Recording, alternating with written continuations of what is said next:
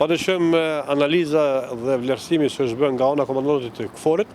gjatë këtyre 6 muajve të fundit është dalë në përfundim që tani më do duhet kemi një reduktim të trupave ndërkombëtare në bazë të situatës dhe ambientit të sigurisë që tani nuk është i atakueshëm, nuk është në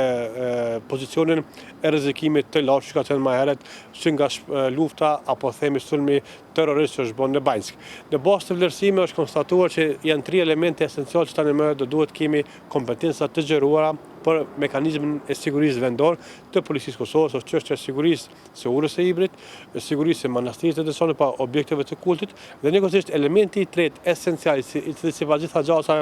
gjatë javës së ardhshme do të implementohet është çështja e sigurisë së brezit kufitor me Serbinë, respektivisht të pjesa sigurisë së kufit me pjesën veriore të Kosovës. Pra,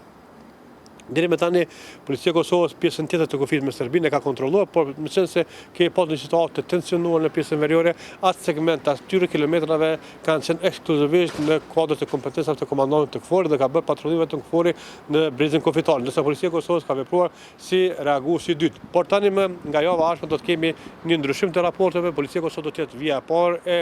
rrugës së integritetit territorial dhe aktiviteteve kriminale dhe më pastaj kjo dëshmon faktin që kjo do i hap mundësisë së Kosovës që në planin afatgjat bëhet demarkimi kufitor mes Kosovës dhe Serbisë. Jo keni vërtetur me të marrë informacionet reale, faktike në pjesë përmes qendrimit zyrtar të KFOR-it,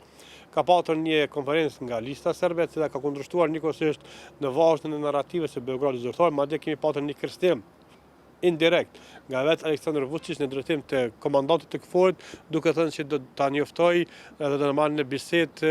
konsultative apo informative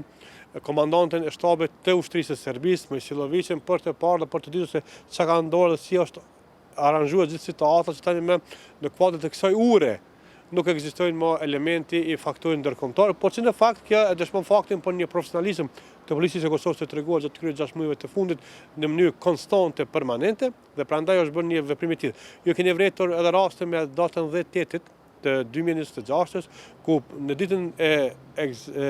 zgjerimit të kompetencave të Policisë së Kosovës patëm një incident i cili ka qenë incident i izoluar në hapësirat e objektit të kishës në komunën e Lipjanit dhe këto incidente ndoshta nga naiviteti mund të shkaktojnë pikërisht që të jepet argumenti narrativ dhe të formsohet argumenti narrativ për Beogradin zyrtar, por ne do duhet jemi të kujdesshëm, të vëmendshëm se veprimet e tilla ti menjojmë nga veprimet emocionale të pa kontrolluara ndoshta të momentit të çastshme, por që në të ardhmen të mund të na shkaktojnë problematika të ndryshme sepse dihet tani më objektet të kultit kontrollohen dhe mbikëqyrën nga Policia e Kosovës dhe pikërisht këtu do të jetë edhe elementi kyç i një nga programeve të inteligjencës së Serbisë për të atakuar çështën e sigurisë së brendshme dhe njëkohësisht për ta devalvuar punën e policisë dhe mekanizmave të tjera të sigurisë që mund të rikthehet më pastaj një kërkesë në ndërtim të tyre që të ruhen prapë nga ana e KFOR-it këto objekte dhe këto hapësira të cilat tani më në kuadër të Policisë së Kosovës dhe monitorimin e tyre. Mos konstituimi i kuvendit, mos formimi i qeverisë dhe institucioneve të dalë nga shtati qershori, padyshim që atakojnë politikat e sigurisë, atakojnë stabilitetin e sigurisë së Kosovës, por njëkohësisht atakojnë edhe subjektivitetin e Republikës Kosovës si shtet i cili prosperon në aspektin e rrugës euroatlantike. Jo keni vërtetur faktin që ne kemi mekanizma të cilët de facto deri më tani janë jashtë mbikëqyrjes legjitime të autoritetit civil, sepse legal janë, po janë jashtë mbikëqyrjes së legjitimitetit, sepse tani më nuk kemi ministra legjitim në kuadër të sistemit aktual udhëheqës së qeverisë, por që këto mekanizma të sigurisë, qoftë policia, AKI-ja dhe FSK-ja, kanë paraprak programet e tyre të planifikuara dhe në bazë të këtyre programeve po lejohet mundësia dhe mbarvajtja e suksesshme këtyre mekanizmave të sigurisë, por që në të ardhmen mund të atakojnë pikërisht kur ka nevojë vendimarrja politike të jetë prezente, ajo mos të jetë legjitime dhe kjo më pastaj mund të devalvojë dhe mund të cenojë rënd sigurinë kombëtare të Republikës së Kosovës.